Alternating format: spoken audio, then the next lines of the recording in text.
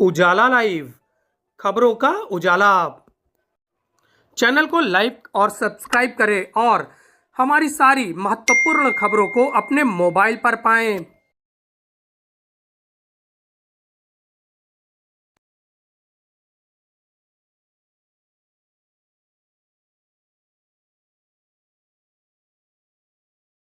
आ रही है आपकी ज्वेलरी की सबसे बड़ी डेस्टिनेशन 15 दिसंबर को सिविल लाइंस प्रयागराज में श्री क्रिएशन बाय स्वर्ण गंगा ज्वेलर्स, जहां डिजाइन्स बोले ले जाइए मुझे घर। 92.5% silver Italian jewellery, 1 gram gold जो लगे जैसे असली सोना, कुंदन और इमिटेशन की चमक। पता near Asha and company, opposite GHS school, gate number 5, civil lines. Phone 9839502261। Shri creation, खूबसूरती की नई परिभाषा।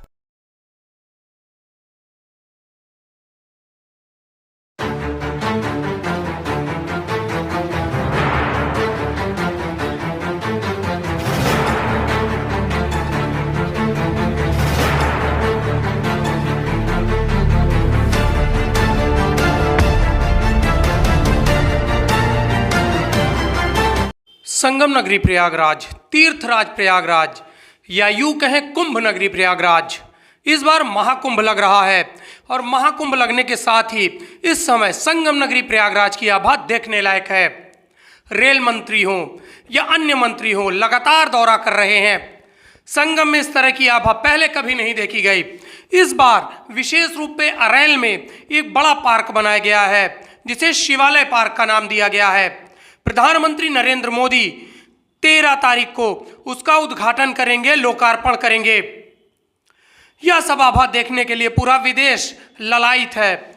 देश और विदेश के लोग यहाँ आएंगे। 40 करोड़ लोगों के संगम नगरी प्रयागराज की धरती पर आने की संभावना है। हमारे साथ राकेश त्रिपाठी सर हैं, जो कि सीनियर जर्नलिस्ट है और लगातार कुंभ को कवरेज करते रहते हैं। दिल्ली से खास उजाला लाइव के स्टूडियो में आए हैं। हम उनका स्वागत करते हैं और उनसे जानकारी लेते हैं। सर, स्वागत है आपका। बहुत बहुत शुक्रिया। किस तरह से आप इस कुंभ नगरी को देख रहे हैं इस बार? 40 करोड़ की जनसंख्या की आबादी वाला एक शहर बस सकता है, इतने लोग आएंगे, ये कितनी बड़ी बात है।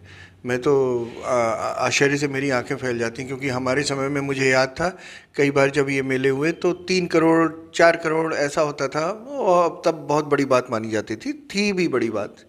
लेकिन 40 करोड़ आदमी यहाँ आएगा, और ये देखने वाली बात है कि कैसे एक देश की संस्कृति के अलग अलग तरह के लोग यहाँ आकर और एक धारा में जब आकर मिलते हैं, जैसे गंगा और यमुना और सरस्वती मिलती हैं, तो कैसा लगता है। तो ये उस 1-1.5 महीने में जो भी होगा दुनिया देखेगी। इस समय आप दिल्ली से आए हैं, दिल्ली में क्या पोजीशन है, किस तरह से लोग इसको देख रहे हैं, आपके शहर को, प्रयागराज को? लोग चाहे जितने आधुनिक हो गए हों, जितने आगे बढ़ गए हों, मैं कह सकता हूं जिस समय कल सुबह मैं ट्रेन से उतरा हूं तब से लेकर अब तक कम से कम 1 दर्जन फ़ोन आ चुके हैं मेरे जानने वालों के, और सब ने कहा कि अगर आप वहां हैं तो ज़रा मेरी व्यवस्था कर दीजिएगा, मैं जनवरी या फरवरी में आना चाहता हूं। तो ये बड़ी बात है। आदमी चाहे जितने बड़े पद पर हो, जितना बिजी हो, 2 दिन के लिए ही सही यहाँ आना चाहता है, कैंप करना चाहता है। तो ये जो आदमी लालायित है इसके लिए, इसका मतलब वो कुछ मिस कर रहा है। Something is missing. सब कुछ है दुनिया में, जीवन में, लेकिन कुछ है जो नहीं है। तो कहाँ मिलेगा? तो ऐसी जगहों पर मिलेगा। तो इसलिए आदमी चाहता है यहाँ आए। तो लोग बहुत रेस्पेक्टफुली और बहुत अच्छे से इन चीज़ों को लेते हैं। कोई मजाक नहीं उड़ाता। वो पहले कभी होता रहा होगा, आज नहीं होता। मैं ये देखता हूँ कि काफ़ी बदलाव हुआ है पिछले कुछ सालों में सनातन धर्म को लेकर, और ये अपनी कल्चर को, मतलब अपनी तहज़ीब को, हिंदुस्तान की तहज़ीब को लेकर काफ़ी बदलाव हुआ है। लोग बहुत रेस्पेक्ट करने लगे हैं। अच्छा, योगी और मोदी की सरकार है, केंद्र में मोदी जी हैं, अभी 13 को आ रहे हैं। कल जो है CM साहब आए थे, पूरा निरीक्षण करके गए हैं। तो किस नज़रिए से मीडिया इसको देख रहा है? योगी के लिए एक चैलेंज है, एक्चुअली मोदी के लिए ये एक चैलेंज है। अब जैसा आपने बताया, 40 करोड़ की आबादी वाले मेले को मैनेज करना, 1.5 महीने तक मैनेज करते रहना, और कोई घटना ऐसी ना हो जाए जो अप्रिय हो, ये करना मोदी के लिए, इस देश के लिए भी बहुत बड़ा चैलेंज है, क्योंकि पूर्व में इससे पहले ऐसा कुछ कई बार हुआ है, मेलों में भगदड़ हुई है, मौतें हुई हैं, ऐसा कुछ ना हो इसके लिए बड़ी व्यवस्था कराई गई है। इसीलिए चूँकि ये पीएम के लिए, प्रधानमंत्री के लिए ये इज़्ज़त का सवाल है, इसी तरह से चीफ मिनिस्टर के लिए भी साख का सवाल है, मैनेजमेंट का सवाल है। अगर सब कुछ अच्छी तरह से बीत गया, हम सब उम्मीद करते हैं ऐसा ही हो, तो नेतृत्व को पीठ थपथपाई जाएगी नेचुरली, और सीएम हो या पीएम हो, देश का मान बढ़ेगा कि सब कुछ ठीक ठाक हो गया। इसलिए सब लोग जुटे हुए हैं। मैं तो देख रहा हूँ, मैंने शहर को भी देखा है, काफ़ी विकास हुआ है, सड़कें बहुत अच्छी हो गई हैं और चौड़ी हो गई हैं, और मुझे तो लग रहा था कि मैं यहाँ गाड़ी कैसे चलाऊँगा, लेकिन मुझे कोई परेशानी नहीं हुई। इस इलाके में भी आके मुझे लगा कि काफ़ी अच्छा हो गया, शहर बहुत अच्छा देखने लायक हो गया। तो ठीक है, वो उसको इसी तरह से लिया जा रहा है, और ये साख का सवाल है, सब कुछ ठीक हो जाए, बस कोशिश नहीं, हम लोगों के लिए भी तो साख का सवाल है। हमारे शहर में लोग अलग से आएंगे, पूरे दुनिया के लोग। इसीलिए हर इलाहाबादी को चाहिए कि थोड़ा ढंग से अपना, जो भी गेस्ट हैं, जो बाहर के लोग हों, उनको मदद करने की कोशिश करें। रास्ता दिखाने की बात हो या कहीं पहुंचाने की बात हो, आदमी आता है मेले में, तो कई बार, हालांकि बहुत यहाँ व्यवस्था हुई है बहुत ऐसी कि कोई भी परेशानी नहीं होगी, लेकिन फिर भी अगर किसी को ज़रूरत हो तो हम सबको चाहिए कि हम उसकी मदद करें उनकी, और गंतव्य तक पहुँचने में या किसी और चीज़ की ज़रूरत हो तो हम एक अच्छे तहज़ीब वाले एक होस्ट की तरह पेश आएँ और लोगों को महसूस ना होने दें कि वो घर से दूर हैं। इसके साथ ही आपने इतनी कवरेज किए हैं, 8-10 कुंभ आपने देखे हैं, लगातार कवरेज के लिए आते रहे हैं, कैसा माहौल रहता रहा होगा पहले का, उसके बारे में थोड़ा दर्शकों को बताएं।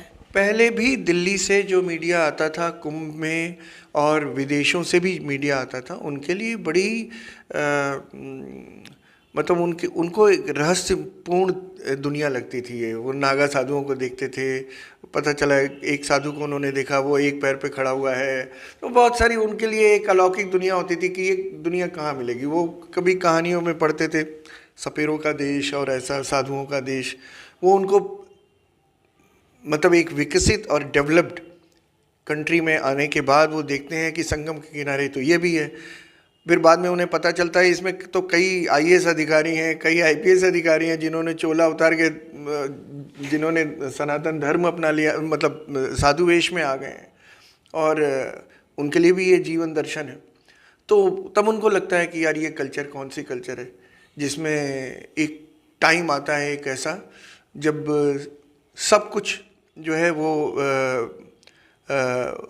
बेमतलब हो जाता है। मतलब यश, पैसा, रुपया, वैभव, सब कुछ दूसरी चीज़ हो जाती है। आदमी किसी दूसरी दुनिया में चला जाता है, सब कुछ एक चोला उतार के कहीं और चला जाता है। तो विदेशी मीडिया को भी लगता है कि यार ये कौन सी कल्चर है, आओ चलो इसको देखें। और 1.5 महीने मुझे लगता है कि बहुत सारी अच्छी तस्वीरें मिलेंगी। आप तो टेलीविज़न के जर्नलिस्ट रहे हैं, आपको पता होगा कि हम लोग अच्छी तस्वीरों पर ज़्यादा बल देते हैं, तो विदेशी मीडिया भी उसको, ये देखने वाली बात है कि वो कैसे पेश करता है। मैं उम्मीद करता हूँ कि उसको अच्छे ढंग से ही पेश करेगा। तो जब आपके देश में वो आ रहे हैं तो उनको कुछ ना कुछ चीज़ें भी बताई जाएंगी कि इस तरह से देखें, इस तरह से दिखाएं कि लोग अच्छी तरह से उसको अवेयर हो पाएँ।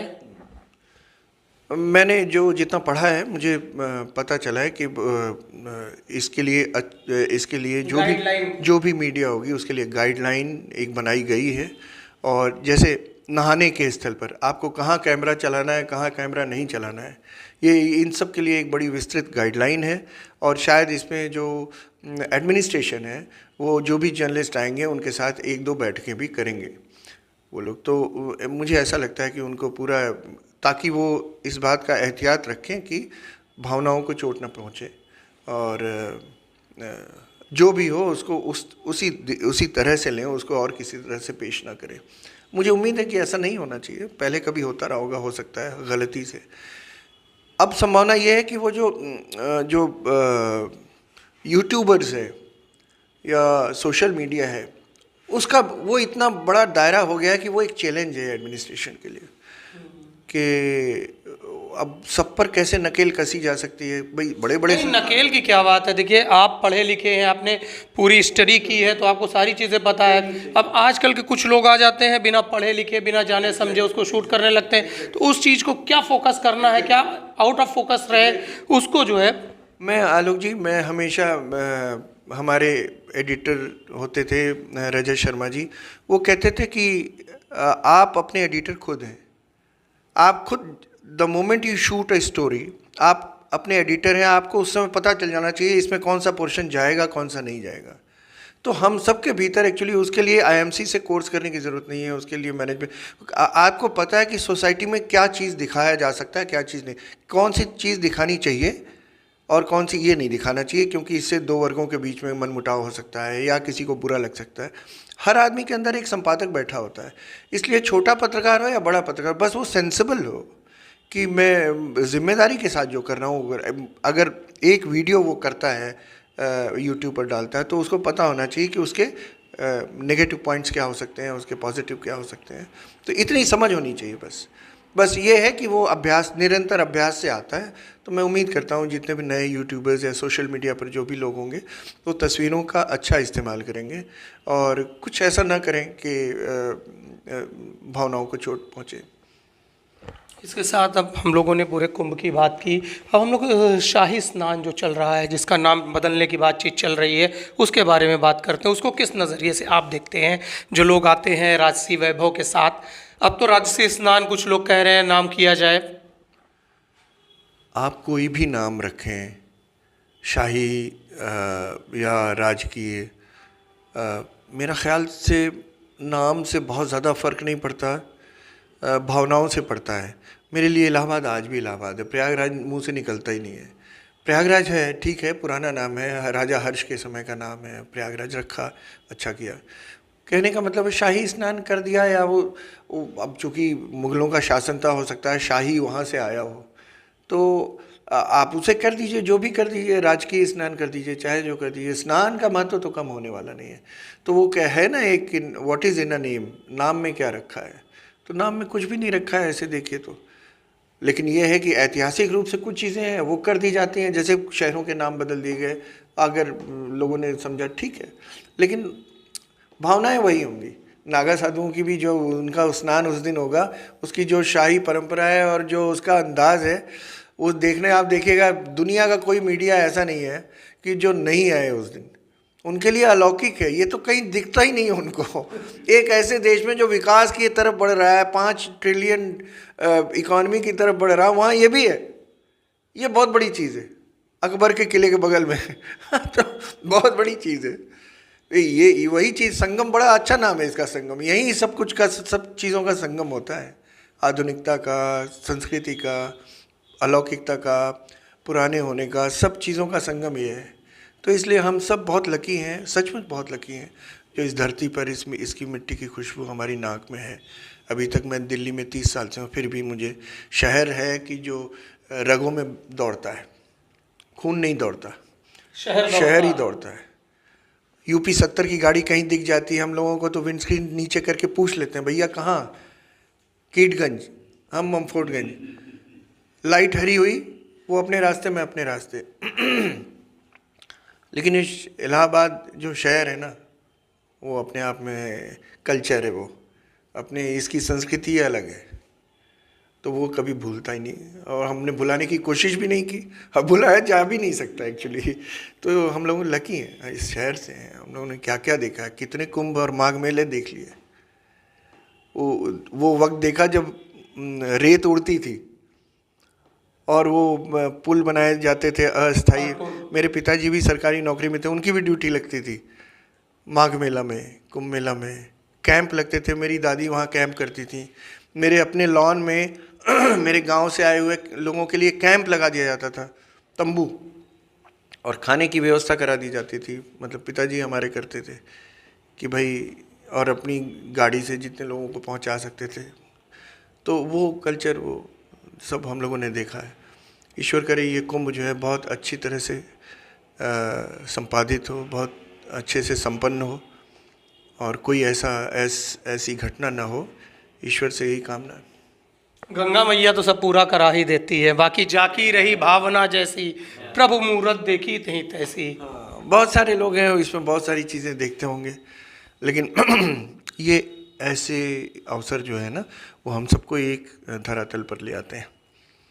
चाहे हमारी सोच में कितना भी राजनीतिक दृष्टिकोण में कोई फ़र्क हो अगर, या वैसे धर्म को लेकर कोई फ़र्क हो, लेकिन आदमी जुड़ता है यहाँ पर आकर जुड़ जाता है। फिर यहाँ पे कोई जो है ये नहीं होता कि जो है कांग्रेसी है, सपाई है, बसपाई है, यहाँ सब हिंदू हैं। यहाँ पर सब आके सनातनी हो जाते हैं और यहाँ पर सब आके एक संस्कृति से निकले हुए लोग होते हैं। और यहाँ पर मैं सचमुच कभी कभी सोचता हूँ कि कितनी दुनिया के किसी भी दूसरे देश में चले जाइए, मैंने कई देश घूमे हैं, आपको विविधता नहीं मिलती ऐसी, लोग इस तरह के नहीं मिलते। अब इलाहाबाद है, लखनऊ है, ऐसे संस्कार हैं कि मैं कभी कभी सोचता हूँ तो बड़ी हंसी आती है। मैं ईटीवी लॉन्च करने गया था सन 2000 में, तो वहाँ मैंने देखा कि मैं एक बार ऑफिस के लिए थोड़ा देर हो गई थी, भाग रहा था और मुझे कोई आने जाने का साधन नहीं मिल रहा था। एक साहब अपनी मारुति से उधरी से जा रहे थे और उन्होंने मेरे पास गाड़ी रोकी और कहा कि विंडस्क्रीन नीचे की और कहा कि कहाँ? मैंने कहा आकाशवाणी के पास। तो बोले कि बैठ जाइए। अब मैंने सोचा शायद ये वो मुझे जानते हैं बहुत पहले से, क्योंकि मैं कुछ साल काम कर चुका था। तो मैं थोड़ी देर कार चली, फिर मैंने कहा आप मुझे जानते हैं? तो उन्होंने कहा नहीं, और वो कार चलाने लगे। मैंने कहा फिर? बोले तो क्या है? मैंने कहा आपको उधर ही जाना है? बोले नहीं। मैंने कहा आपको किधर जाना है? बोले मुझे हाई कोर्ट जाना है। तो मैंने कहा वो तो अलग रास्ता हो गया, तो आप क्यों परेशान हो? बोले थोड़ा सा परेशानी हो जाएंगे तो क्या हो गया। ये संस्कार है, ये संस्कार है। मैंने वहाँ लखनऊ में एक बाहर से किसी आए आदमी को रिक्शे वाले से झगड़ते देखा और वो 5 रुपए के लिए रिक्शे वाले को गालियाँ दे रहे थे और रिक्शे वाला कह रहा था साहब आप वही हैं जो आपने मुझे कहा है। गाली नहीं दे रहा था, कह रहा था साहब आप वही हैं जो आप मुझे कहे हैं अभी। तो ये संस्कार की बात होती है जो आप बाहर नहीं देखेंगे। ये बाहर लोग खुद तक महदूद हैं एकदम, तो उसके आगे उनकी दुनिया नहीं है, लेकिन ये अजीबोगरीब दुनिया है। तो ये इसलिए शहरों का मतलब, जैसे मैंने लखनऊ की बात की, हम इलाहाबाद की बात कर रहे हैं, ये बड़े पुराने शहर हैं और मतलब बहुत पुराना कल्चर है। कल्चरली ये बहुत पीछे तक जाते हैं। तो इसलिए इन शहरों की अपनी महत्ता है। हम लोग लकी हैं, हम लोग यहाँ की मिट्टी में पले बड़े हैं, बहुत लकी हैं। यहाँ पर सृष्टि के निर्माण से पहले जो है ब्रह्मा जी ने यज्ञ किया, सबसे पहला यज्ञ यहीं हुआ। इसके बाद जब समुद्र मंथन हुआ तो नागवासुकी जी यहीं आकर विराजमान हुए थे। ये वो शहर है, अलौकिक शहर है। गणेश जी, प्रथम गणेश जी भी यहीं मौजूद हैं, जिनकी पूजा किया था ब्रह्मा जी ने। और यही इलाहाबाद है जहाँ हनुमान जी आके लेट गए। बताइए कितनी बड़ी महत्व की बात है। दूसरी चीज़, वायुयान सबसे पहला यहीं बना 1911 में, मुझे ध्यान है।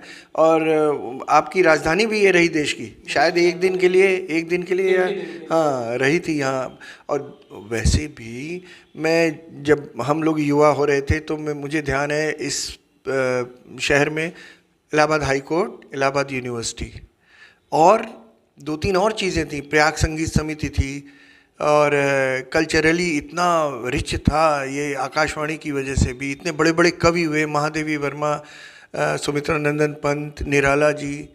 ये बड़ी, तभी तो मैं कह रहा हूँ हम लोग बहुत लकी हैं। इतने बड़े बड़े लोग आपके देश के, पता नहीं कितने तो प्रधानमंत्री यहाँ से गए। वीपी सिंह, चंद्रशेखर, एनडी तिवारी यहाँ के थे, प्रधानमंत्री नहीं बने। हाँ, बहुगुणा जी पहले मुख्यमंत्री बने वो, बहुगुणा, हाँ बहुगुणा जी थे, वीपी सिंह साहब थे। तो हाँ कितने बड़े बड़े तो हस्तियाँ यहाँ से इलाहाबाद से हुई हैं। तो इसलिए हम बहुत लकी लोग हैं कि हम लोगों ने, जब हम बचपन में रहते हैं और बचपन से युवावस्था में प्रवेश करते हैं तो बहुत सारी चीज़ें घर के माहौल से और सब कुछ वैसे जान जाते हैं। हमारी भाषा क्यों समृद्ध होती है? शायद इसकी वजह ये हो कि इतने सारे कवि, साहित्यकार, आंदोलनकारी, स्वतंत्रता संग्राम से जुड़े हुए बड़े बड़े लोग आते थे, तो वो माहौल एक बनता है, पढ़ाई लिखाई का माहौल। इलाहाबाद यूनिवर्सिटी तीसरी, इस देश की तीसरी सबसे बड़ी तीसरी यूनिवर्सिटी थी, 1887 में बनी थी। और वो इतनी बड़ी इतने बड़े बड़े लोग उस समय पढ़ा, हरिवंश राय बच्चन से लेके फिराक गोरखपुरी साहब, तो शायद वो यहाँ के लोगों में वो भाषा का संस्कार, लहजा, वो शायद आ गया, उसकी वजह से उनके बच्चों में आया, उसकी वजह से उनके बच्चों में आया। तो शायद इसलिए मैं आज भी दिल्ली में कई बार मिलता हूँ, अगर कोई कहता है कि मैं इलाहाबाद से हूँ तो मैं कहता हूँ कि तब मुझे ये पूछने की ज़रूरत नहीं है कि आपने हिंदी में मास्टर्स किया है कि नहीं। इलाहाबाद से अगर पढ़ाई लिखाई किया हुआ लड़का है तो इसका मतलब उसकी लिखने और हाँ बोलने वाली भाषा समृद्ध होगी। तो ये बड़ा फ़र्क है, मैंने देखा, मैंने बिहार के बहुत सारे लोगों में, हमारे दोस्तों में मैंने देखा है, और यहाँ के लोगों में भाषा में इतना फ़र्क है, ज़मीन आसमान का फ़र्क है, क्योंकि उन्होंने वो सही लहजा सुना ही नहीं है। आप कहो उनको कि आपकी भाषा में ये गलती है तो वो कहते हैं नहीं आपकी गलती है, आप ज़रा पता करिए। क्यों? क्योंकि उन्हें किसी ने बताया ही नहीं, क्योंकि जिनको बताना था उन्होंने भी वैसे ही सुना था। मादरी ज़बान जो है उनकी भी उसमें वही मिला था उनको, कल्चर में। उनकी गलती नहीं कह रहा हूँ, लेकिन वो मिला था वैसे ही। इसलिए मैं तो बहुत लकी मानता हूँ, इसलिए कि मुझे परिवार का संस्कार बड़ा अच्छा मिला, उसके बाद मेरे गुरुजन बड़े अच्छे मिले। इतनी बड़ी यूनिवर्सिटी में मेरी पढ़ाई लिखाई हुई, हिंदी डिपार्टमेंट से मैं एमए किया, वहाँ सबसे बड़े आलोचक, साहित्यकार, कहानीकार, उपन्यासकार सबके सब मुझे पढ़ाते थे। दूधनाथ सिंह जी से लेके जगदीश गुप्त जी और सत्यप्रकाश मिश्र जी, किसका नाम लूँ मैं, मतलब कोई ऐसा था ही नहीं कि जो ना हो, विश्व प्रसिद्ध लोग थे। तो मैं हम सबको गौरवान्वित होना चाहिए कि पता नहीं कैसे ऐसा हो गया है, शायद किस्मत से कि हम लोग इस शहर में रहे, ये बड़ी बात है। आपने हमसे बातचीत की और अपने इतने अनुभव साझा किए, इतने लोगों को बताया, बहुत बहुत धन्यवाद सर आपका। तो कुंभ मेले में आने के लिए हम लोग भी आपको निमंत्रित कर रहे हैं। उजाला मीडिया नेटवर्क भी बोल रहा है, आए प्रयागराज, देखें प्रयागराज को, महसूस करें प्रयागराज को, कुंभ की आभा देखें, स्वच्छतम, दिव्यतम, भव्यतम और हरित कुंभ का आनंद उठाएं, लोगों की मदद करें और प्लास्टिक मुक्त कुंभ बनाएं।